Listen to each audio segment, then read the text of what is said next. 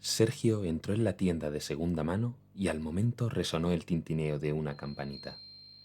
Se mezclaban en la pequeña librería los distintos aromas de los libros según su antigüedad, el material del papel, el pegamento que unía las páginas o la tinta empleada en su impresión.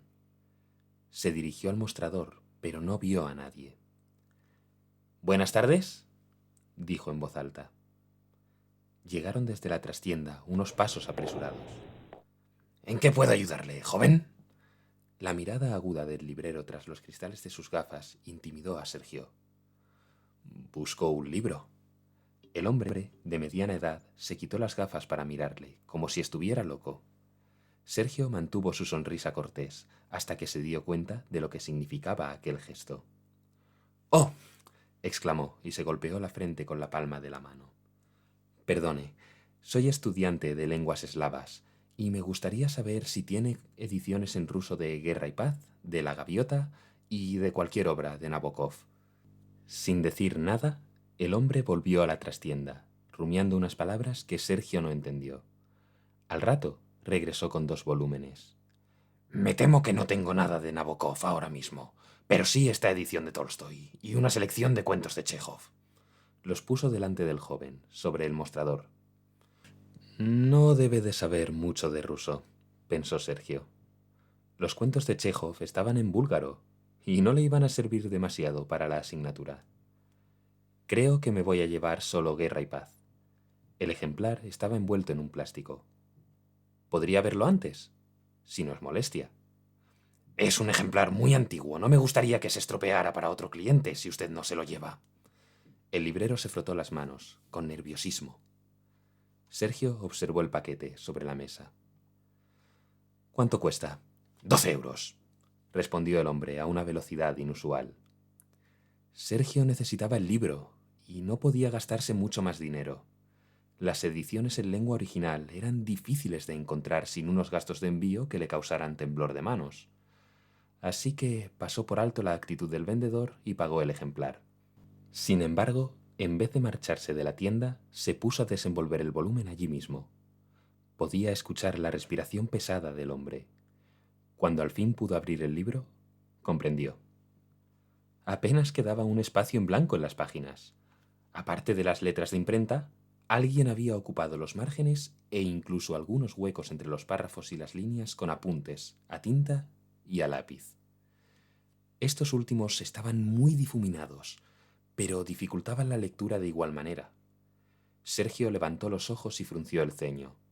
Se disponía a preguntarle qué pretendía con semejante engaño, pero el librero se adelantó. Perdóneme, joven. Llevo años intentando desprenderme de este libro. Puede que sea el ejemplar que más tiempo lleva en mi tienda. Mi padre lo compró a un precio desorbitado, pero nadie lee ruso en Madrid, y menos aún querrían una edición completamente ilegible y pintarrajeada. Sergio sí conocía ruso. En tercero de carrera se suponía que ya estaba capacitado para leer el alfabeto cirílico sin muchas dificultades. Podía captar el mensaje principal de un texto e incluso traducirlo con un poco más de tiempo. Fijó de nuevo la vista en las letras manuscritas de una página al azar. He sido amigo del zarevich. He hablado y paseado con la emperatriz. He ayudado a vestirse al zar. Llegan rumores de un nuevo levantamiento. Kerensky y los suyos necesitan unos zapatos lustrosos, pero los que vengan después. Sintió que sus piernas flaqueaban y una ola de calor le subió desde el estómago. Balbuceó algo y abandonó la tienda de segunda mano sin saber dónde ponía los pies. Sergio estaba sentado en un aula de la Facultad de Filología, pero su mente se encontraba a miles de kilómetros al este, en pleno asalto al Palacio de Invierno. Escondiendo el tomo bajo la mesa, leía las palabras del diario, entremezcladas con la historia que escribió Tolstoy. En clase de historia de los pueblos eslavos, la perorata del profesor se mezclaba con el eco de los disparos y los gritos de terror y dolor de los soldados. El Palacio de Invierno se había convertido en un hospital de campaña para los soldados heridos en la Gran Guerra, explicaba el catedrático. Se escuchó una explosión desde el Neva. Hacía un par de días que no veíamos a Kerensky por el palacio, lo que nos hacía pensar que el gobierno provisional se esperaba algo de esto y huyeron. Al instante resonó una andanada de disparos desde la fortaleza de Pedro y Pablo contra el ala que miraba hacia el río. Varias decenas de soldados murieron en el ataque. Vladimir Antonov Ovseyenko dirigió un grupo armado que entró en el palacio horas más tarde. En mi carrera hacia las salas que hacían de hospital, me crucé con junkers tan asustados y desorientados como yo. Aquellos jóvenes habían ensayado tiro al blanco con los muebles del zar. En aquellos momentos no sabían a quién tenían que disparar. Solo me movía un sentimiento: encontrar a mi amigo Nikolai, pues no podría llegar muy lejos debido a su ceguera. El palacio de invierno quedó abierto durante horas a todo aquel que quiso entrar. En la enfermería, el caos era total. Me abrí paso entre heridos que todavía podían moverse y aquellos que habían intentado ocultarse bajo las camas. Nikolai tenía la suya junto a la ventana. Los obuses habían arrasado con todo. En medio del frío que se colaba por los boquetes de la fachada y del ruido que invadía todo a mi alrededor, llegué hasta él y le llamé. Mi amigo todavía respiraba.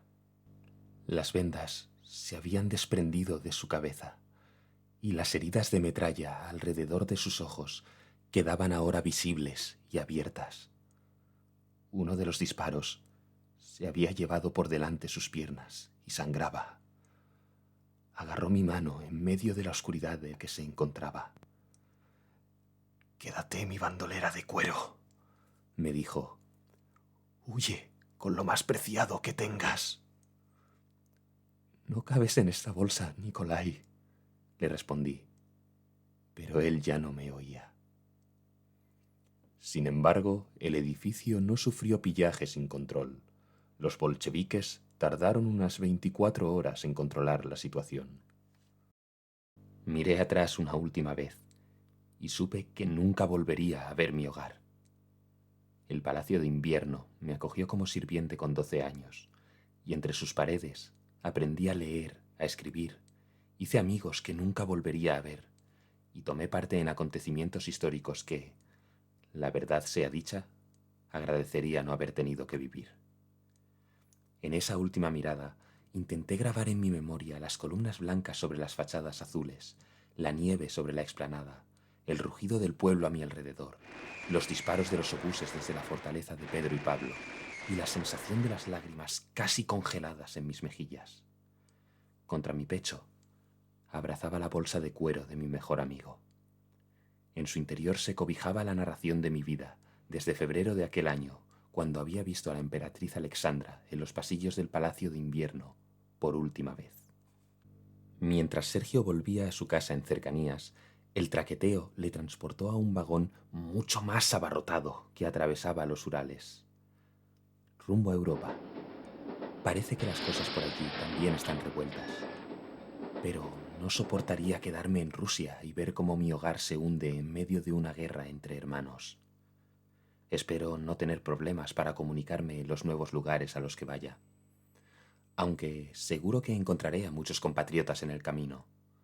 Intentaré llegar lo más lejos posible, al oeste, y asentarme para empezar una nueva vida.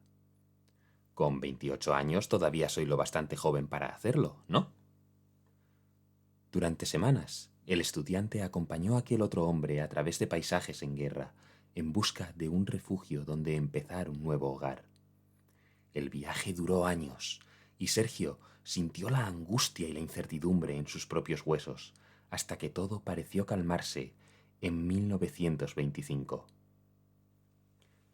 Creo que me instalaré aquí, en Francia. He encontrado un pueblo bonito, y la hija de la anciana del albergue me ha sonreído durante toda la tarde. Es rubia, y sus ojos claros me recuerdan a casa. Mañana le preguntaré su nombre. No parece que nos separen más de 10 años. Espero que no tenga reparos en trabar amistad con un hombre de 36. Sergio abrió mucho los ojos y sintió que sus pulmones dejaban de coger aire. En la página 348 de su ejemplar de Guerra y Paz, las anotaciones se interrumpían. Siguió pasando hojas hasta que en la página 402 encontró una nueva entrada del diario. Este paréntesis le extrañó, aunque más lo hizo el hecho de que las siguientes palabras estuvieran escritas en francés. Sergio conocía la lengua de ese país vecino por influencia de su familia materna, que había emigrado durante la Segunda Guerra Mundial. Casi se le pasó la parada del autobús mientras leía. Entró en su casa a toda prisa, dejó caer la mochila al suelo con poca suavidad y atravesó la entrada en dirección a la cocina a toda velocidad. Colocó el libro en la mesa delante de su madre, que le esperaba para comer. «Mamá, ¿tú recuerdas algo de las historias que contaba la abuela Elise sobre la guerra y su infancia?» La mujer apenas tuvo tiempo de asentir con la cabeza, porque Sergio colocó un tomo abierto delante de ella. «¿Podrías leer esto? Está en francés». Ella olvidó la comida y se dispuso a leer esas palabras escritas en la lengua de sus abuelos. Alexei, escribo estas palabras en el libro que durante años fue tu refugio y tu memorial. Escribo estas palabras con nuestra hija Elise sentada a mi lado. Ya tiene 11 años y se parece mucho a ti. Es un consuelo para mí que pudieras abrazarla al menos en su primer año de vida. Te fuiste tan joven. Sobrevivimos a una guerra más. Empezó 2 años después de tu muerte y acabó hace apenas otros 3. Ya no vivimos en Francia, Alexei. En cuanto recibimos la noticia del conflicto, abandoné el albergue en el que nos conocimos con todos los recuerdos de mi familia dentro y Elise y yo atravesamos las montañas hacia España, que acababa de poner fin a su propio conflicto. Ya llevamos 9 años en Madrid. Escribo estas palabras con un dolor muy hondo en el corazón. Han sido unos años muy duros, con días de hambre y frío, y ahora me toca hacer uno de los sacrificios más desgarradores de mi vida. He vendido todo lo que tenía, excepto la ropa y lo que necesitábamos para vivir. Hace unos días fui a una librería de segunda mano. Te trajiste una joya de tu hogar, amor mío. Este libro que casi nadie de por aquí puede leer es una edición de 1876. Le hablé al librero de su título, de la historia que tú siempre me contabas. Ha hecho averiguaciones y ha tasado este libro, tus memorias, en 500.000 pesetas, que es la moneda de este país ahora. Gracias por darnos un futuro a Elise y a mí. Tengo que despedirme de tus letras, Alexei. Espero que me perdones algún día. «Esto no puede perderse, mamá». Sergio tomó las manos de su madre entre las suyas. ¿No querías algo sobre lo que escribir? Ella tenía los ojos llenos de lágrimas. ¿No buscabas una historia que traducir para que más personas pudieran llegar a ella? Aquí la tienes. ¿Sabes qué? Sergio se puso en pie de golpe. «Tienes razón». Salió de la cocina. A los 2 minutos se asomó de nuevo por la puerta. «Aunque... ¿no resulta un poco pretencioso escribir sobre mi propia familia?».